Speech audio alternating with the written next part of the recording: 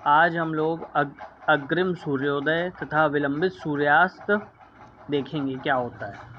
ठीक है, तो मैंने कल आपको एक टर्म बोला था वायुमंडलीय अपवर्तन। ठीक है, वायुमंडलीय अपवर्तन। तो मैंने आपको ये बताया था कि पृथ्वी के चारों ओर जो है एक वायुमंडल का एक आवरण है, उसमें कई सारी परतें हैं, जिसमें क्या होता है कि जो अपवर्तनांक है वो लगातार जब हम पृथ्वी निर्वात से पृथ्वी की तरफ चलते हैं, या मतलब जैसे जहाँ सूर्य है या जहाँ चंद्रमा है वहाँ से हम पृथ्वी की तरफ चलते हैं, तो हमारा जो अपवर्तनांक होता है, अपवर्तनांक लगातार बढ़ता चला जाता है। ठीक है, देखिए ये है जहाँ पे ये देखिए तारा है, तारा वहाँ कहाँ, वहाँ निर्वात की स्थिति होती है, लेकिन जैसे जैसे हम पृथ्वी की तरफ बढ़ते हैं तो अपवर्तनांक भी बढ़ता हुआ चला जाता है। ठीक, तो आज हम बात करेंगे अग्रिम सूर्योदय और विलंबित सूर्यास्त के बारे में। तो देखिए होता है क्या है कि वायुमंडलीय अपवर्तन के कारण सूर्य हमें वास्तविक सूर्योदय से लगभग 2 मिनट पूर्व दिखाई देता है तथा वास्तविक सूर्यास्त के लगभग 2 मिनट पश्चात तक दिखाई देता रहता है। वास्तविक सूर्योदय से हमारा अर्थ है सूर्य द्वारा वास्तव में क्षितिज को पार करना। ठीक है, सूर्य द्वारा वास्तव में क्षितिज को पार करना, और सूर्य की क्षितिज के सापेक्ष वास्तविक तथा आभासी स्थितियां दर्शाई गई। वास्तविक सूर्यास्त तथा आभासी सूर्यास्त के बीच समय का अंतर लगभग 2 मिनट है। इसी परिघटना के कारण सूर्योदय तथा सूर्यास्त के समय सूर्य की चक्रिका चपटी प्रतीत होती है। अब देखिए होता कैसे। ठीक है,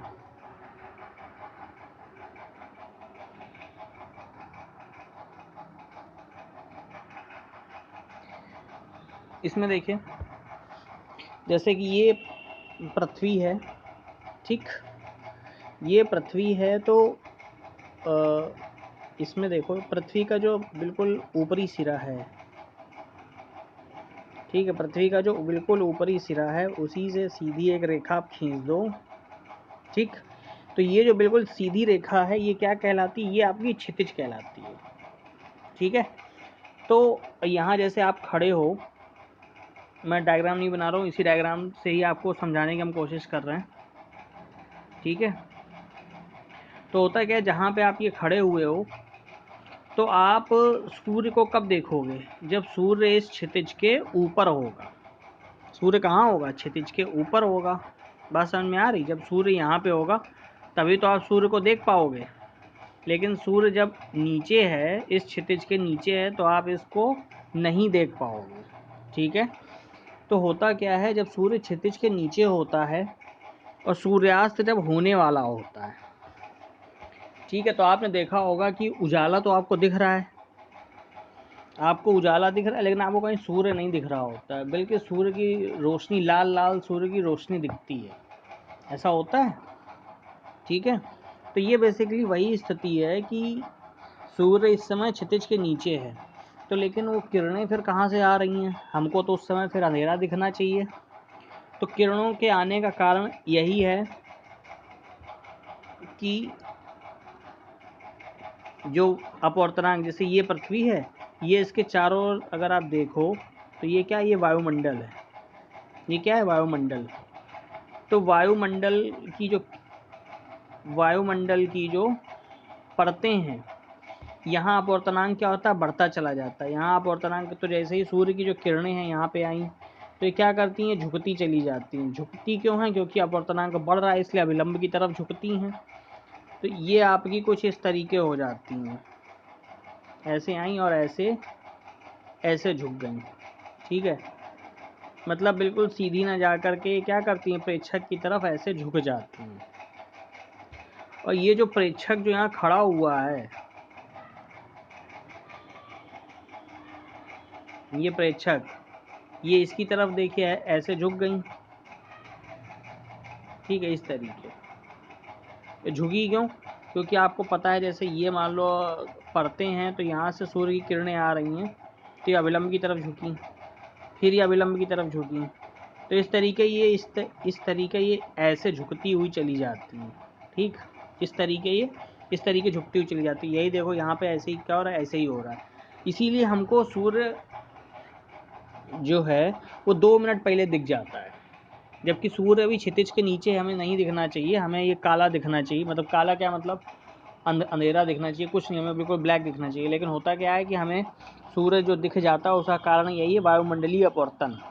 ठीक है, क्योंकि कई सारी परतों को पार करके जब सूर्य की किरणें आती हैं तो वो लगातार अभिलंब की तरफ झुकती चली जाती हैं, जिस कारण से हमें ये सूर्य 2 मिनट पहले ही दिख जाता है।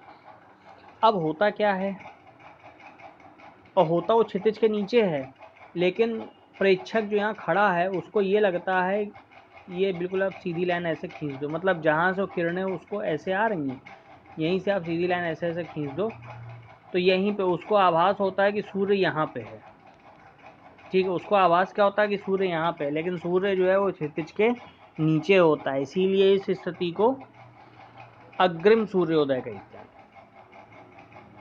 ठीक है, तो सूर्य की आभासी स्थिति मतलब क्या है, सूर्य वास्तविक स्थिति से ऊपर दिखाई देने लगता है। ठीक, अब देखो, अब विलंबित सूर्योदय का मतलब क्या, बाद में सूर्यास्त के बाद तक दिखाई देना, मतलब देर में सूर्यास्त। सूर्यास्त तो अपने टाइम पे हो गया, सूर्यास्त मान लो आपका 5:30 पे हो गया शाम को, लेकिन आपको सूर्य कब तक दिखाई देता है, आपको सूर्य 5:32 तक दिखाई देता है। ठीक है, तो उसका कारण क्या है, इस पूरे इतने बीच कितनी देर तक दिखाई देगा, तो आपको 2 मिनट तक ज़्यादा वो दिखता है।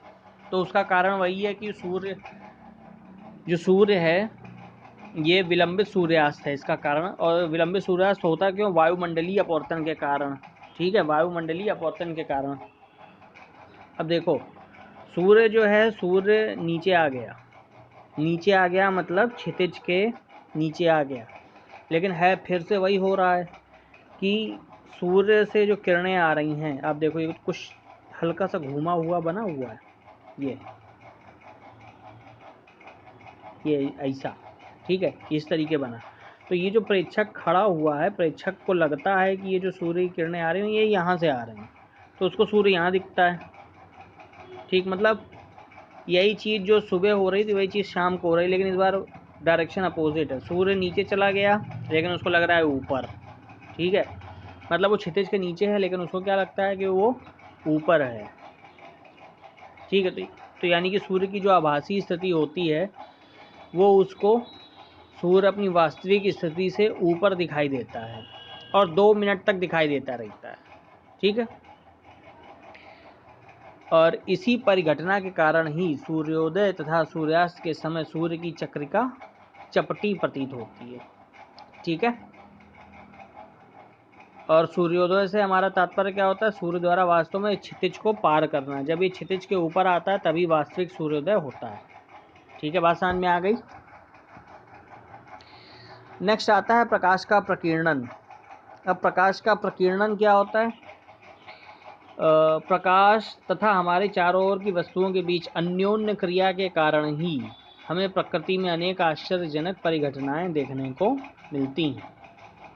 ठीक है, तो जैसे प्रकाश है और जो हमारे चारों ओर की वस्तुएं हैं इनके बीच में जो अन्योन्य क्रिया हो रही है, इसके द्वारा प्रकृति में हमें आश्चर्यजनक घटनाएं देखने को मिलती, जैसे कि आकाश का नीला रंग, गहरे समुद्र के जल का रंग, सूर्योदय तथा सूर्यास्त के समय सूर्य का रक्ताभ, रक्ताभ का मतलब लाल रंग का दिखाई देना। कुछ ऐसी अद्भुत परिघटनाएं हैं जिनसे हम परिचित हैं। ठीक है, अब आप देखो, तो ये जो प्रकाश का प्रकीर्णन है तो ये क्यों होता है, ये प्रकाश तथा हमारे चारों ओर की वस्तुओं